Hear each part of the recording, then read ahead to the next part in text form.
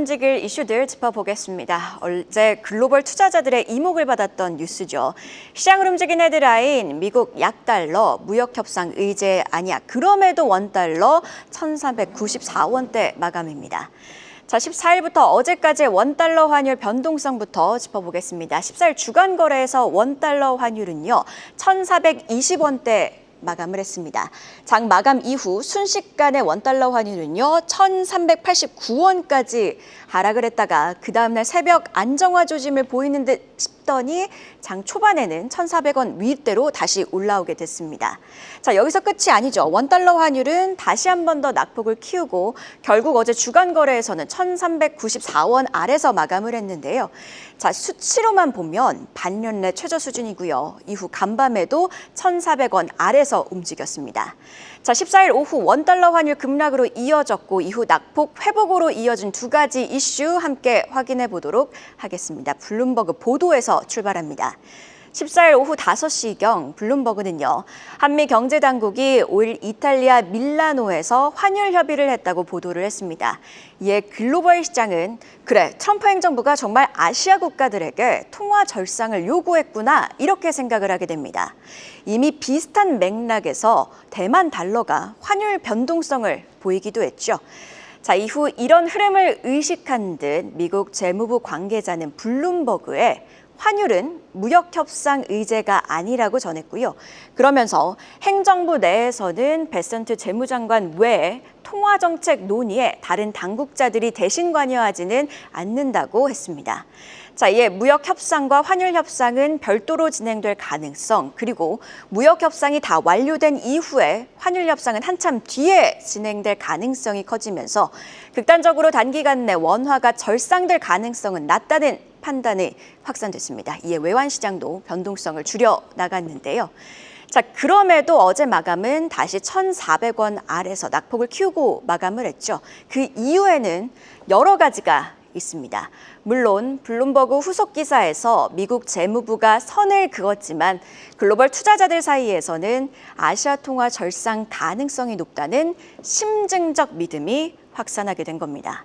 여기에 어제 외국인들이 국내 증시를 매수했죠. 매수세 유입도 원화 수요의 일조. 여기에 로이터는 미중 무역 협상에 따른 긍정적인 기대감이 이미 시장에 반영된 점도 달러 약세에 영향을 줬을 것이라고 진단을 하기도 했습니다.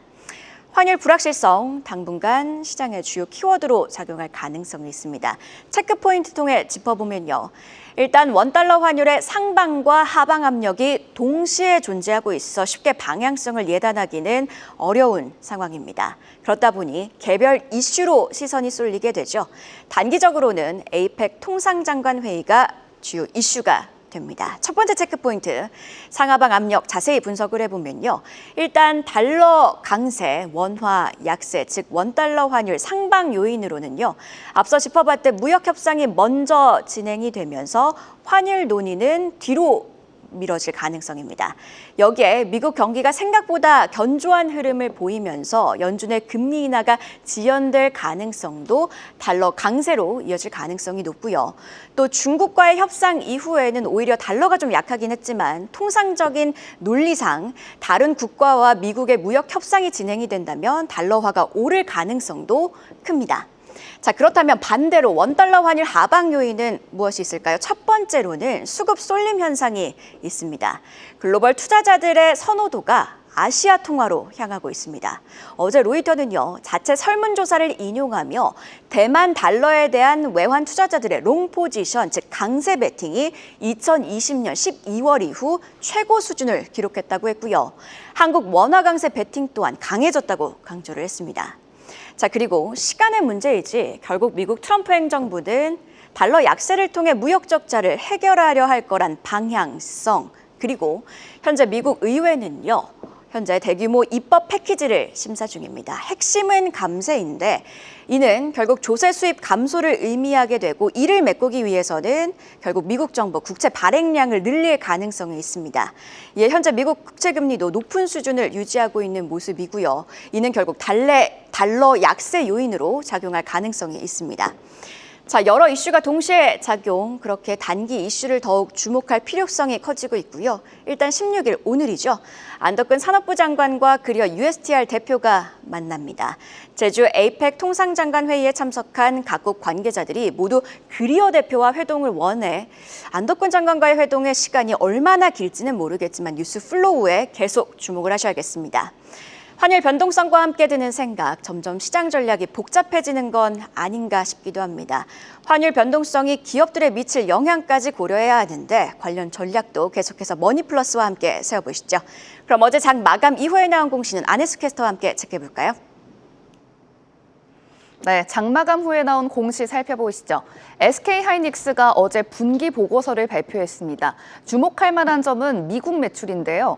올해 1분기 고대역폭 메모리 사업 성장에 힘입어 전체 매출 중 미국 비중이 70%를 넘겼습니다. 올해 1분기 매출 총액 17조 6,391억 원에서 미국은 12조 7,945억 원으로 72%를 차지했습니다. 지난해 1분기에 50% 수준이었던 것과 비교하면 22%포인트 급증한 수치입니다. HBM과 SSD, DDR5 등 AI 관련 메모리 수요가 늘어난 결과입니다. 반면 중국 매출은 2조 6,943억 원으로 전체 매출의 15%를 차지했는데요. 지난해 같은 기간 33%를 차지했던 것과 비교하면 감소했습니다. 중국에서 판매하는 모바일용 제품 수요가 줄어든 영향으로 분석됩니다. LG전자는 인도에서 통했습니다. 현재 증시 상장을 준비 중인 인도 법인에서 올해 1분기 최대 매출액과 순이익을 기록한 건데요.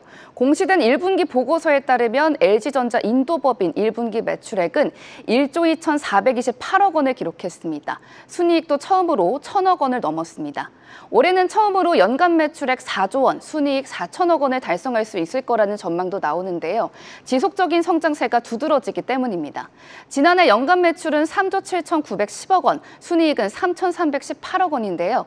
2021년과 비교하면 매출은 44%, 순이익은 70%가량 늘었습니다. 인도의 14억 고객의 마음을 사로잡아 앞으로 승승장구하길 기대하겠습니다. 지금까지 장마감후 공시 안혜수였습니다. 네, 이렇게 어제 장 마감 이후에 나온 공시 두 가지 안혜수 캐스터와 함께 체크해봤는데요. 증시 모닝 브리핑 오늘은 계속해서 손창현 24인베스트먼트 팀장과 이야기 이어가도록 하겠습니다. 자, 팀장님 공시 중에 LG전자 이슈부터 짚어보도록 하겠습니다. LG전자가 인도에서 날았습니다.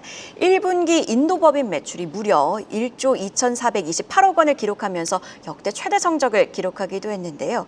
자, 지금 인도 법인은 현지 상장을 준비 중이기도 합니다. 주목해야 할 부분 짚어주시죠. 제가 봤을 때는 이제 21년도에 매출이 인도 쪽에서 법인에서 2조 6,255억과 그리고 순이익을 1,985억을 기록을 했습니다. 근데 올해 1분기 때까지의 흐름을 보면 결국에는 매출과 영업이익 모두 늘어났다라고 좀 볼 수가 있을 것 같고, 제가 주목을 하고 있는 거는 영업이익률 자체가 높아졌다라고 하는 부분입니다. 그래서 영업이익률 자체가 21년도에 7.5%였는데 25년 현재로는 10%가 넘었다. 그러니까 장사를 상당히 잘하고 있다라고 생각을 하시면 될 것 같고요. 인도의 이제 세 번째 프리미엄 가전 공장을 이제 8,400억을 들여서 착공을 한다는 것도 좀 의미가 있다라고 좀 볼 수 있을 것 같습니다. 유럽과 중동에 대한 이제 허브 역할을 한다라고 좀 보고 있어서 상당히 기대를 할 수 있을 것 같고요. 일단 LG전자 추가적인 투자 포인트는 이 인도 법인뿐만 아니라 다양하다라고 좀 생각을 할 수가 있을 것 같습니다. 제가 봤을 때는 이제 구독 서비스 확대가 계속 이어질 가능성이 높다라고 보고 있는데, 이 구독 서비스가 23년 1분기 출시가 됐을 때 선택률이 2%밖에 되지 않았습니다. 근데 24년 3분기 들어서 40%까지 늘어났다라고 좀 볼 수가 있을 것 같고요. 매출도 역시나 8,500억 가량에서 현재는 24년 3분기까지는 1조 7천억까지 늘어났다. 그래서 여기가 좀 구독 서비스가 계속 늘어나고 있는 상황이고요. 그게 이제 국내 쪽뿐만 아니라 해외 쪽, 태국이라든지 인도, 말레이시아 쪽으로 확대가 되고 있다라는 건 눈여겨보셔야 될 것 같고, 데이터 센터 공조 관련된 시스템도 역시나 눈여겨보셔야 될 필요가 있을 것 같습니다. LG전자가 재작년에 이제 데이터 센터의 시장에 직접적으로 진출한다라고 얘기가 나왔죠. 그래서 B2B와 B2C에 50%씩 일단 출연을 해서 출연을 해서 직접적으로 공급을 하겠다라고 얘기를 했는데 이게 작년부터 슬슬 성과가 좀 나오기 시작을 하고 있어요. 그래서 작년에 대형 데이터 센터 미국 쪽에 한 5만 톤 칠러를 공급을 하는 상황이고요. AI 관련돼서 MS와 1분기 때 뭐 냉각 공조 관련된 사업을 전략적으로 제휴를 하겠다라고 얘기를 하고 있기 때문에 추가적으로 MS에 대해서 마이크로소프트죠. 데이터 센터 쪽 관련된 냉각 공조 시스템을 수주하는지도 눈여겨보셔야 될 것 같고요. 일단 1분기는 관세 관련으로 인해서 선제적으로 주문을 했을 가능성이 높다라고 볼 수 있어서 1분기 실적이 나름 선방을 했다라고 볼 수가 있기 때문에 이게 이제 이 관세가 장기화가 된다고 하면 결국에는 상당히 가전 제품을 사는 데 있어서는 부담이 된다라고 좀 볼 수 있기 때문에 이게 얼마만큼 장기화되는지도 한번 눈여겨보셔야 될 필요가 있을 것 같습니다. 네, LG전자 이야기 잘 들어봤고요. 이번에는 전일 시간에 걸해서 특징적인 흐름을 보였던 종목 하나 분석해 보도록 하겠습니다. S&D에 주목하셨는데 삼양식품의 주력 제품이죠. 네. 불닭볶음면에 소스를 만드는 기업이에요. 뭐 S&D 뭐 일단 시간 외로는 좀 하락을 했는데 하락하는 이유를 제가 보니까 일단 증권사 컨센보다는 미달을 충족을 했다라고 좀 보고 있어서 하락을 했습니다. 주요 여러 가지 지표를 보시면 이제 매출 원가율이 상승을 했어요. 그래서 작년 1분기에 매출 원가율이 75%였는데 올해 1분기에 매출 원가율은 78%로 늘어났다. 이게 뭐 뜻은 이제 원자재 가격 상승과 인건비 상승으로 인해서 비용이 많이 늘어났다라고 좀 보시면 될 것 같고 매출 상승에서도 역시 영업이익률이 하락을 했다는 것도 좀 눈여겨 보셔야 될 것 같습니다. 이거는 컨센 기준으로 하락을 했고 그래서 작년에 14.7%를 기록을 했지만 영업이익률이 올해 15%까지 1분기 때 높아졌다. 근데 컨센 기준으로는 한 17.9%였기 때문에 2% 정도의 영업이익률이 떨어졌다라고 좀 보고 있어서 일단 증권사에 대한 컨센 레포트보다도 미달 충족을 했다라고 하는 부분에서 일단 시간에 매도 물량이 좀 나왔다라고 좀 볼 수 있을 것 같습니다. 근데 이 매도세가 얼마만큼 좀 이어지는지는 결과적으로는 삼양식품을 좀 보시면서 대응을 할 필요가 있다라고 볼 수가 있을 것 같아요. 그래서 삼양식품의 불닭볶음면이 아직까지도 뭐 원활하게 좀 잘 팔리고 있고 그리고 27년 삼양식품의 신규 공장이 가동됩니다. 그래서 동사도 6월 말까지 신규 공장 캐파를 늘리려고 지금 공장 캐파 증축을 완료를 하려고 준비를 하고 있기 때문에 결과적으로 이 상호 관세에 대한 장기화가 얼마만큼 지속되는지에 따라서 결국에는 이 S&D도 관련돼서 뭐 움직임이 좀 이어질 가능성이 높지 않겠느냐라고 볼 수 있을 것 같아서 단기적인 뭐 하락은 좀 불가피할 수 있다라고 좀 보고 있지만 삼양식품에 대한 판매는 계속적으로 원활하게 좀 진행이 되기 때문에 단기적인 좀 기후가 좀 이어질 가능성이 높지 않겠느냐라고 봐야 될 것 같습니다. 지금 삼양식품을 언급해 주셨는데 삼양식품과 같은 경우에는 분기 보고서를 발표한 이후에 애프터마켓에서 급등해서 뭐 100만 원을 돌파하기도 했어요. 오늘 같은 경우에는 뭐 차익 실현성 매물이 출회될 가능성도 높을까요? 아무래도 이제 이 같은 동종 PER을 기준으로 보면 삼양식품이 더 높습니다. 삼양식품이 한 PER 기준으로 20배 정도 되고 S&D가 한 10배 정도 수준이 돼요. 그런 점에서 일단 단기적으로 많이 올랐다라는 거를 감안해 보면 역시 차익 매물 세론성 매도 물량이 나올 가능성이 높지만 뭐 여전히 뭐 불닭볶음면뿐만 아니라 다른 제품들이 많이 판매가 되고 있기 때문에 뭐 단기적인 조정이 이어진다라고 해도 일단 뭐 신규 공장에 대한 가동 관련된 이 부분들이 있기 전까지는 계속 관심을 가질 필요가 있다라고 볼 수 있어서 S&D는 뭐 6월에 착공이 다 완료가 된다라고 해요. 그런 점에서 캐파가 증설이 완료가 되는 한 6월까지는 일단 종목들 좀 차별화가 될 가능성이 높지만 그래도 좀 상승 여력이 남아 있다라고 봐야 될 것 같습니다. 네, 바로 이어서 전일장 가장 핫했던 섹터에서 이슈 찾아보는 시간 이슈픽 짚어보고 오도록 하겠습니다. 이슈픽 심수영 캐스터가 준비했습니다. 이슈픽 오늘은 카지노주 소식으로 시작합니다. 전일장 롯데관광개발이 깜짝 실적을 발표하며 카지노주 전반에 훈풍이 불었습니다. 지난 1분기 전년 동기 대비 48% 증가한 130억 원의 영업이익을 거둔 건데요. 이는 역대 1분기 기준 최대 실적에 해당하는 규모입니다. 관광업계에서는 1분기는 통상적으로 비수기로 꼽히는 만큼 긍정적인 평가가 이어졌는데요. 호실적의 원인으로는 카지노 분야의 꾸준한 성장이 거론됐습니다. 관련해 유진투자증권에서는 올해 3분기 중국인을 대상으로 한 무비자 입국이 허용되며 외국인 카지노 시장이 동반 성장할 것이라는 전망을 내놓기도 했는데요. 카지노주 관심 있는 분들이라면 앞으로를 더 기대해봐도 좋겠습니다. 다음 소식은 우크라이나 재건주 소식입니다. 기대를 모았던 미국, 러시아, 우크라이나 간의 정상회담이 무산됐습니다. 푸틴 러시아 대통령이 불참을 선언하자 트럼프 미국 대통령과 젤렌스키 우크라이나 대통령도 이어서 불참 의사를 표했습니다. 전일장 우크라이나 재건 섹터 1.69% 하락했고요. 현대 에버다임이 4.03%, 데모가 3.45% 약세 보였습니다. 심지어 지금 살펴보시면 앞서 살펴봤듯 현재 대표단 회담조차도 연기된 것으로 알려져 있습니다. 이번 사태와 관련해 월스트리트저널은 회담을 둘러싸고 이상한 줄다리기가 벌어지는 근본적인 원인은 서로의 우선순위가 달라 평화협정이 체결될 가능성이 희박하다는 점이라고 설명했는데요. 영토 문제와 나토 가입 문제에 있어 현재 서로의 입장이 확고한 상황이죠. 한편 일각에서는 푸틴 대통령이 미국과 유럽의 압박 속에서 제재를 피하기 위해 시간을 끌고 있다고 지적하기도 하는데요. 재건 시점이 늦어지면 늦어질수록 관련주들의 변동성은 커질 수밖에 없는 상황. 더 자세한 전망은 이어지는 분석에서 확인해 보시죠. 지금까지 심수연이었습니다. 네, 이슈픽 두 가지 이슈 짚어보고 오셨는데요. 자세히 하나씩 뜯어보도록 하겠습니다. 먼저 롯데관광개발인데 비수기인 1분기에도 시장 전망을 뛰어넘는 깜짝 호실적을 기록을 했습니다. 주요 배경은 어디에 있나요? 역시 이제 중국 관광객에 대한 수요가 상당히 좀 높아지고 있다라고 볼 수가 있을 것 같습니다. 중국이 내수 경기뿐만 아니라 다양한 해외 흔히 말하는 관광객을 많이 외국으로 보내기 위한 그런 부분도 상당히 많이 강구를 하고 있기 때문에 결국에는 이구안신 정책과 더불어서 한한령 해제에 대한 기대감이 중국 쪽으로부터 이어지고 있어서 결과적으로 이 제주도 쪽에 대한 수요가 더 많이 높아지고 있다라고 보시면 될 것 같아요.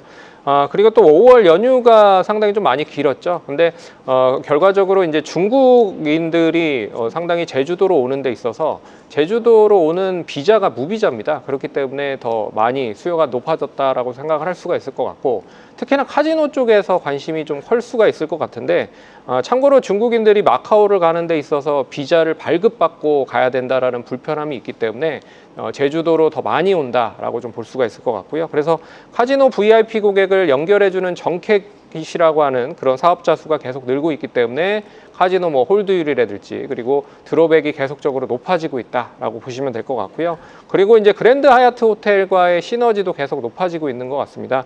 결국에는 이제 스위트룸 1,600개, 우리나라에서 제일 비중이 높은 그런 호텔이라고 하더라고요. 그래서 이 관련된 부분과의 시너지가 계속 높아지고 있다라고 볼 수가 있을 것 같고, 제가 봐서는 이제 카지노 관련된 주들이 전반적으로 다 상승을 하고 있는 상황이에요. 파라다이스나 GKL 쪽뿐만 아니라 그런 점에서도 관심 있게 좀 보셔야 될 필요가 있지 않을까, 그렇게 좀 봐야 될 것 같습니다. 다음 이슈픽도 짚어보도록 하겠습니다. 러시아와 우크라이나가 3년 만에 휴전 협상에 들어갔는데 푸틴 대통령이 불참을 선언하면서 지금 3국 간의 정상회담은 불발이 된 상황입니다. 간밤에도 여러 뉴스들이 들렸고요. 어떻게 해석해야 할지 의견은 좀 분분한 가운데 재건주들이 흔들리고 있죠. 일단 협상이 정상회담 불발이 된다라고 해도 결국에는 미국을 비롯한 러시아, 우크라이나에 대한 고위급 실무 협상은 진행이 될 예정입니다. 그런 점에서 이 협상이 불발이 된다라고 하면 결국엔 지정학적 리스크가 다시 불거질 가능성이 크기 때문에 방산 관련주들이 상승할 수 있다라고 좀 볼 수 있을 것 같고요. 협상이 어느 정도 완료가 된다라고 하면 이 종전이라든지 휴전에 대한 가능성이 높아질 수 있기 때문에 재건주 관련된 이슈가 다시 불거질 가능성이 높을 것 같아요. 그래서 건설이라든지 토목, 전력 인프라, SOC 관련된 사업의 종목들을 좀 눈여겨 보셔야 될 것 같고, 대치를 한다라고 하면은 결국에는 전쟁은 계속적으로 이제 악재로 받아들일 가능성이 높지만 이미 몇 년간 좀 지속이 된 그런 부분들이라 제가 봤을 때는 전쟁이 계속 연장되는 것보다는 휴전이나 종전 쪽으로 갈 가능성이 상당히 높지 않겠느냐라고 좀 보셔야 될 것 같기 때문에 이거는 시간이 어느 정도 지나야 어느 정도 해소가 될 가능성이 높지 않겠느냐라고 봐야 될 것 같습니다. 네, 이렇게 협상 시나리오별 섹터 영향까지 함께 짚어봤습니다. 증시모닝 브리핑, 오늘은 입사인베스트먼트 손창현 팀장과 함께 이야기 나눴습니다. 고맙습니다. 계속해서 다양한 경제 이슈를 알고 싶다면 구독과 좋아요, 알림 설정 부탁드립니다.